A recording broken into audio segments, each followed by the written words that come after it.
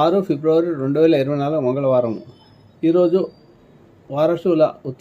వారసుల అవుతుంది కాబట్టి ఉత్తరం వైపు ప్రయాణించకూడదు. ఉత్తరం వైపు ఏమైనా ప్రత్యేకమైన పనులు తప్పనిసరిగా చేయాల్సి వస్తే మీరు తూర్పు వైపునకు ప్రయాణించి కొంత దూరం వెళ్ళి తిరిగి మళ్ళీ ఉత్తరం వైపు వెళ్ళి పనులు చేసుకుంటే ఆ పనిలో మీకు సఫలీకృతం అవుతుంది.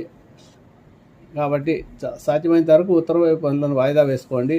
తూర్పు దిశ వైపు ఏమైనా పనులు ఉంటే అవి చేసుకోండి. అందులో విజయము కార్యసఫలత కలుగుతుంది, మీకు విజయం లభిస్తుంది.